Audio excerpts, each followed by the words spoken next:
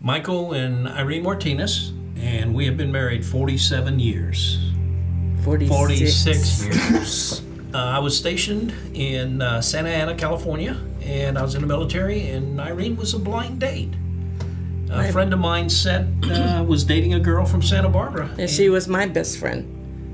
And so he set me up with a blind date, and went to Santa Barbara and met her, and been together ever since. I'm Gilbert and Signs, and I've been married 43 and a half years to Cecilia Signs. We've been married 43 and a half years. We met in Corpus. We were both in school. I was 19 and I was in my second year of school, and Cecilia was, came as a freshman that particular year, and we met. It was a kind of an interesting meeting. I think she was with another fella, and I gave them a ride someplace. But the rest is history. We dated for about 3 years and married when we were 21 and 22. My name is Pam Olson, and Brian and I have been married for 28 years this July. And I'm Brian Olson, and she's right. We've been married for 28 years come this July. We met on an airplane in Memphis, Tennessee. It was on its way to Chicago in winter of 1986. What's more interesting is it wasn't the plane I was supposed to be on, and due to bad weather, I had to switch planes to get home, maybe 15 to 30 minutes earlier. And as I'm getting on the plane I wasn't supposed to be on, I see his head at the back of the plane over the seats, and my boarding pass happened to be the seat next to his. So we think it was God's plan all along. We're John and Dolores, John D. LaHunt and Dolores Haynes, and we've been married for almost 23 years. Anniversary is next week. Next month. Anniversary is next month. We actually met in college doing a multicultural Christmas production. We were both involved with a mutual friend of ours. I was singing for her and he was playing guitar. And then I latched onto her a couple years later. She was dealing blackjack at a charity benefit, and I was playing blackjack, and I sat down at her table and I never with a date. left. My date Mind went home, and I stayed. And then I stalked her for a good several months. Several months. Yeah. Yeah. And we got the band thing going back together again, and then we went to see Batman, the first Batman movie, and it was sold out. So we went home, and that was the beginning. Yep.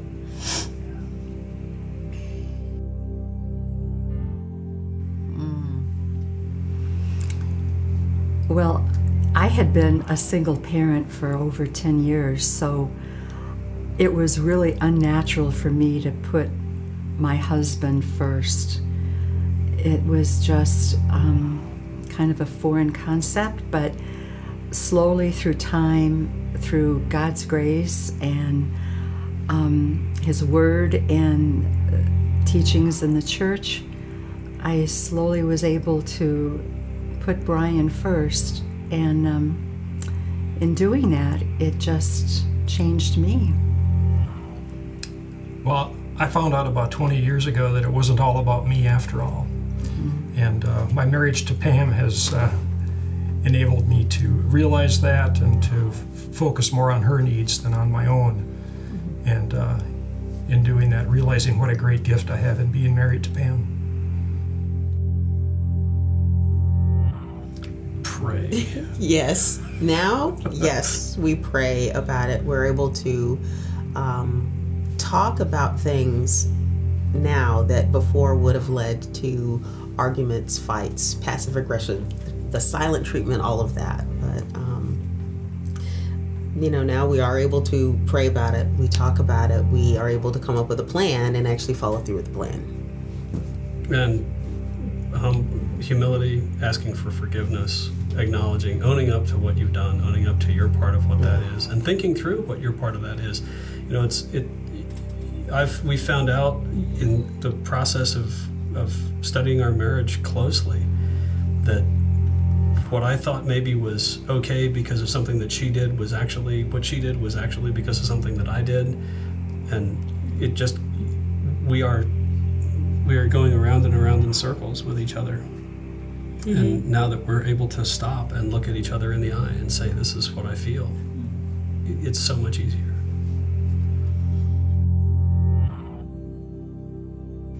To me, that is the cornerstone. You have got to realize, we all have to realize that there's a reason why God commands us to forgive each other. It's not if you feel like it. It's not if you want to. It's not if you're right, he's not. But it's because the Creator knows that how destructive it is for us to have unforgiveness. It bogs down our relationships. It holds us hostage. It holds our marriages, and our whole families suffers when there's unforgiveness. So there's just no way to move it forward if we don't learn how to. And it's really something that I've had to learn how to do. It did not come easy. Still sometimes doesn't come easy, but it comes easier now. So I think that, without that radical forgiveness means that you have radical acceptance of the person that you're living with, that you're married to. And without that radical acceptance, the relationship doesn't move forward. So I guess that was the John Wayne version of forgiveness. But, you're just not going to grow. You're not going to move forward unless you forgive. You're always going to be holding that grudge.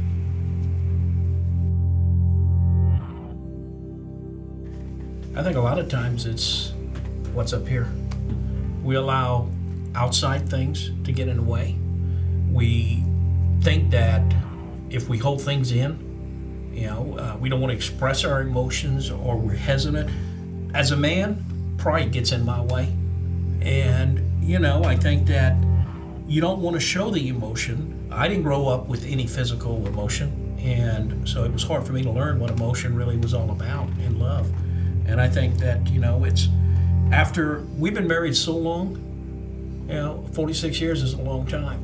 And we know we love each other, but over time it seems like you lose that, not so much the attraction, but that, the partnership in the sense of talking and getting, with each other.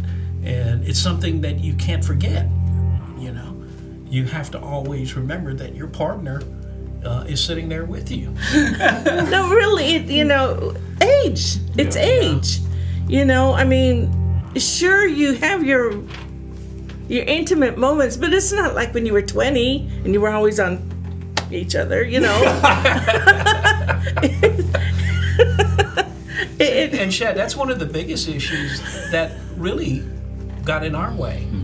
Okay, because when I had my heart problems, what I did not realize when I had the surgery and stuff, they told me that it would impact me emotionally and in other ways. What they didn't tell me, that it would totally change my drive for sex. Yeah. And it just took it completely away. And physically, it was like I felt like I wasn't a man anymore at the point. And that's part of the problem we had, because I never talked to her about it. Yeah, he just rejected me. Yeah. He just pushed me away and said, I don't want nothing to do with you. And Hello. then we found out that, what? It isn't sex. Yeah. The emotional intimacy is everything. The peck on the cheek, the pat on the shoulder, the hello, the holding hands. The all hugging. Of that. Yeah, the hugging, and sitting on the couch and talking to each other instead of looking at each other. Really conversing. And so, it's, the candle, it's going to burn, but it may not be as bright. But it does burn. That's good.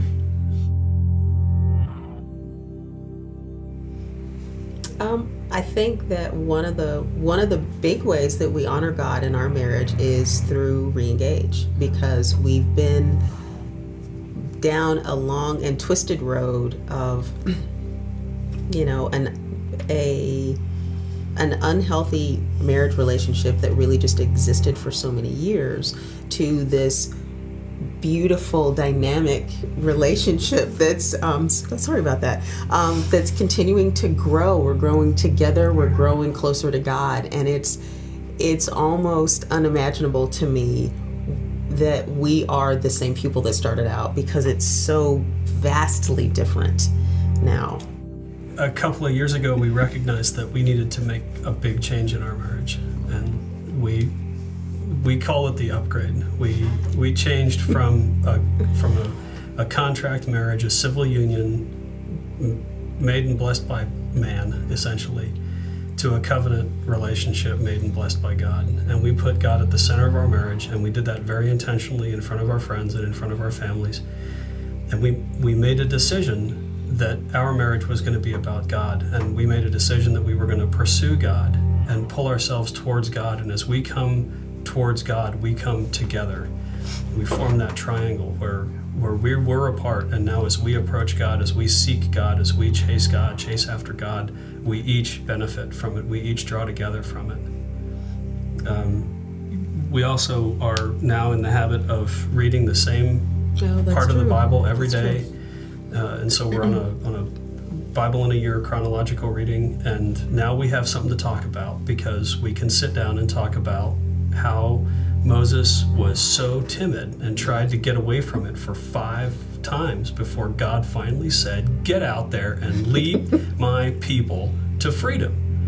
And we can talk about that as a dinner table conversation, and it's in the context of what we've just read, and that, I think, draws us together. And there's more. We pray together, and we pray together so much more often than we used to. And praying together draws us together because we're feeling the same things, we're seeing the same things, and it's creating many more bonds, more of those little tiny connections between us that make us inseparable.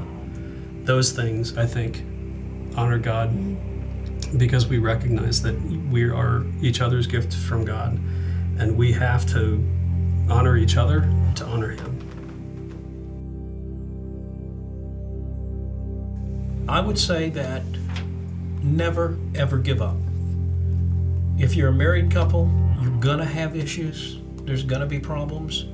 And the easy way out is to throw your hands up and to walk away. But when you do that, you not only hurt yourself, your family, your kids, you hurt everybody else around you.